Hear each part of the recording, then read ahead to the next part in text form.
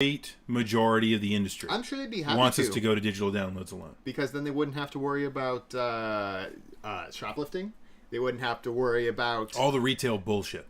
Making discs, pressing discs, selling. Margin of the minuscule margin shipping. They make on these used games and trucking and all those all that kind of stuff that goes on. So they don't so much care if these physical games go away the dodo. Yes. It seems. Right. I think it's fair to say of any game distributor. So maybe it's interesting to talk about how this affects what folks. Because there are lots of different people inside the games industry, right? There are the retailers. Well, we skipped over GameStop and how it might affect them, though. Right, so that's what I mean. Retailers like GameStop. And I think someone like GameStop... I see what you're saying. They will be affected because their used game sales, I think, will plummet. Yeah. To such... Or, if not plummet, be diminished to a certain degree, such a degree that they will not be able to maintain their level of operation for most of their stores. Most of their stores would have to close. I don't think it would kill off used games necessarily, because what other options do you have besides buying new games or just buying less games? The dreaded E word. All these pirates in the chat. Right. Those guys. Niche RPGs you can only get at GameStop. Well, it's kind of a forced, right? It's like a forced rarity of these games, right? So forced rarity normally results in emulation, doesn't it? Vulcan Assassin has an interesting point. Okay. Can you read that? GameStop claimed to pay out... This is Vulcan Assassin, bottom line. GameStop claimed to pay out $2.3 billion in trade credit worldwide in a year. This money is spent on new games and consoles. I would say it is mostly spent on new games and consoles. Yep. I mean, there's so many people that go out and they buy Zelda, Skyward Sword. BS Zelda? They buy BS Zelda, and they play it in For the the Dolphin.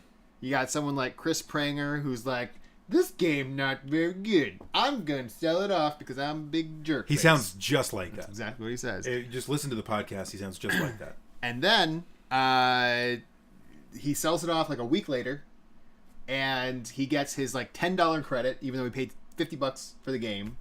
And then he takes that $10, he's like, sweet, I got $10 to spend on Call of Modern Warfare 18. I got $10. So that's kind of interesting. Is this Sony and Microsoft cutting off their nose to spite their face somewhat? But see, that's why I think it's different, right? So we talked about retail. Would someone who goes out to buy a used copy of Legend of Zelda, whatever, be willing to spend that money on a new copy if that was the only available option, or if that used copy was double the price? I don't know that Nintendo is the company that's trying to push for this kind of thing. Okay, so because Nintendo hasn't introduced anything that we know of to this point. So you bring an interesting point that we should really tackle after this quick break. We should take a break. But so I am kind of tired. As for GameStop, I guess we can kind of think that it's not going to kill used game sales, but it would definitely hinder them and probably force them to cut back on. No, but what it essentially does for GameStop is it takes their business model away, their most profitable business model, in order to bring that money home to who? And we can talk about that after the break. Yes. So we're just going to take a quick break.